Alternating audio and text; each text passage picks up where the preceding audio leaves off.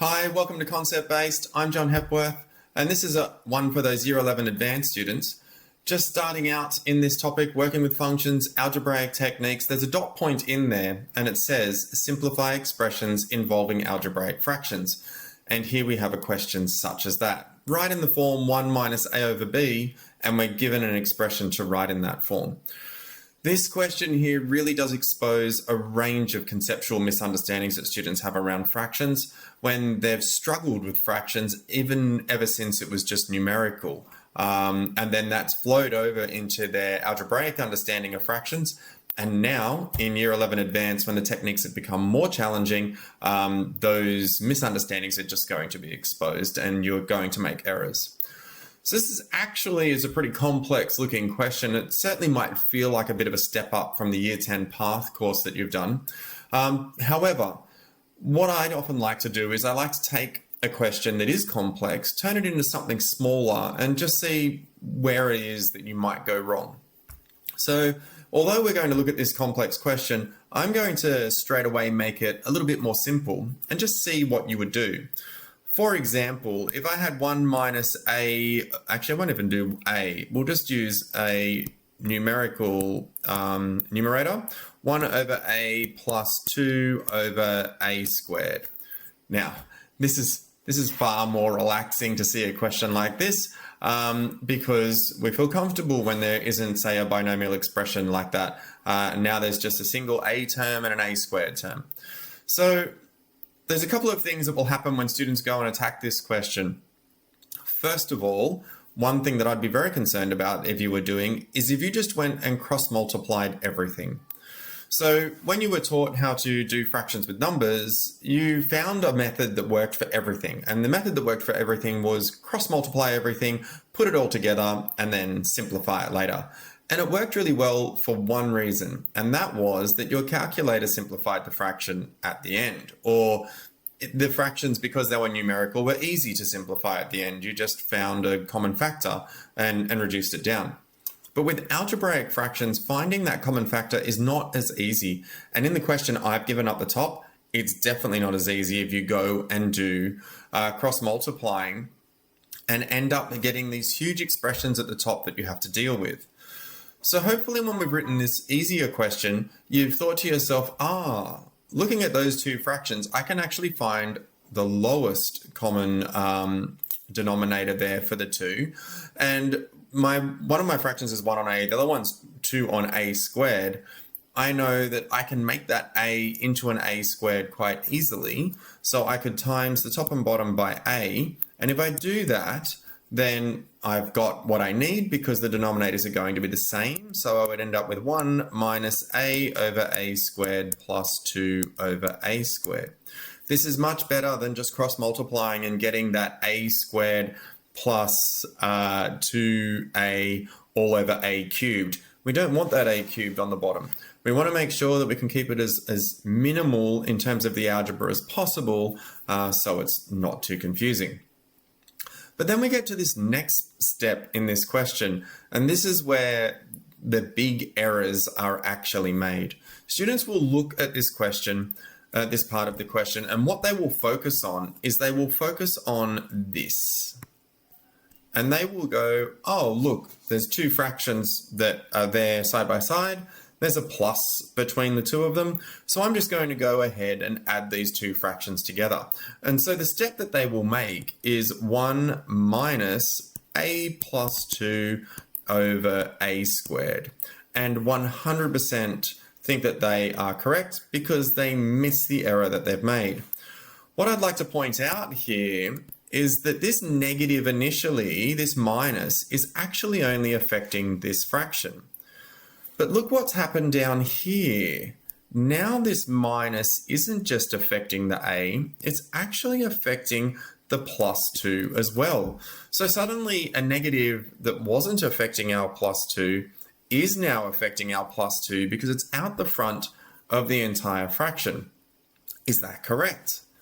Well, again, when you use easier fractions, you can go ahead and test to see if these things are true. You could even go and test numerically to see if this is true. You could go and put 1s and 2s, nice little numbers in, put fractions in and see if this would actually be true if you did it numerically. But it definitely isn't, right? This negative that we've got out the front there can't just start affecting the +2 when it wasn't affecting it earlier. So what do we do here? Well, this brings into question more conceptual understanding of fractions. So I'm going to, again, make this question even easier. What if I was just dealing with minus a over b? Is there any way that you can handle this fraction that makes it easier for you in a situation like the one that we have above? So for example, would you know that you can write minus a over b as plus negative a over b, or you could write it as plus a over negative b? Either of any of those three forms are all exactly the same. They do the same thing, because when you subtract a positive or you add a negative, you're doing the same thing. It's going to be negative overall, and that means we can make manipulations like these that make it easier for us to do our calculations in the middle of a question and less likely to make an error in an algebraic step. So you might want to write that down in your notes if you didn't realize that. I think that's a pretty key point. And so what we're going to do is we're going to bring that back up to this question here and have a look and see what we can do. So let's get rid of this and bring it way back up into here in relation to the considerations that we were taking there. So if that negative is only affecting this fraction and it's not affecting this fraction, how can we make that more clear to us? Well, we're going to rewrite it as 1 plus, all right? This is where we're using that basic concept, negative a over a squared plus 2 over a squared. Look at that now. That negative is locked to that a, and it's not going to be affecting the 2 when we put it together. Let's put it together. 1 plus negative a plus 2 over a squared. And there we have it. This positive 2 is not affected by any negative at the back here, and is actually the correct answer when we are doing that. Now, we do have a problem here because the question did say at the top, write it in the form 1 minus a over b. And so we haven't done that, but we're going to do that in the real question. So this was a little side note, a little path that we took off to the side to minimize the question to something similar, simpler that we could handle. But now let's go back and have a look at the actual question. So we have realized that we don't want to cross multiply. We want to make sure we're using the smallest denominator that we can so the algebra doesn't get challenging. So we're just going to write 1 minus. So we're just going to affect the change in the first fraction, x plus 1 over x plus 1 squared plus 2 over x plus 1 squared. So we now have our common denominator and we can go ahead and add them. But we realized that we ran into trouble when we added this second part together, when we didn't take into consideration that this negative at the front is affecting only the first fraction there. So I'm going to rewrite this now as 1 plus, and I'm going to put the negative into the numerator, negative x minus 1 over x plus 1 squared plus 2 over x plus 1 squared. Okay, so now I've rewritten it with the negative in that first fraction. We've only got additions, the 2's not being affected, and we can go ahead and put these together. So we'll do so, and we get 1 plus, now in the numerator here, we've got negative x minus 1 plus 2 all over our common denominator, x plus 1 all squared, and we've managed to get the fractions together. Now we just need to go ahead and simplify that. So we will write that as 1 plus, so the negative x is staying, negative 1 plus 2 is 1, so we've got negative x plus 1 all over x plus 1 squared. And everything is simplified in the numerator, and we've put the fractions together. We've made an excellent step, a correct step, because again, we can see that that negative didn't impact anything at the back here. All right. So now what? The question didn't ask us to write an answer like this. The question asked us to write it as 1 minus a over b. So with that being the case, we are going to write this now with a negative in there. Now what we did earlier, when we put the negative into the fraction, we can just take that negative back out of the fraction. That same process is true. When I said minus a over b equals positive negative a over b, that is the same, or plus negative a over b, we can actually go backwards and pull the negative out the front. So we're going to do that. So we're going to take a negative out of this numerator and bring it out the front, and we're going to end up with x minus 1 in our numerator, and in the base, x plus 1 all squared. And we've now solved the question. 1 minus a, our a in this case is x minus 1, over x plus 1. Probably for ease of reading with an HSC and a marker, probably write it with the vinculum there close to the minus. And so that's our final solution. So I just want to recap here. There is a bunch of places where if your conceptual understanding is not good for fractions, that you can go wrong in these paths. One is, do not just multiply the denominators together and cross multiply like this. That would be a nightmare. You would end up with algebraic statements that are way too complex to simplify, so don't do that. 2, the negative out the front of a fraction can be tricky to handle. Sometimes it's just easier to change the whole thing to a plus so we don't get confused with the negative.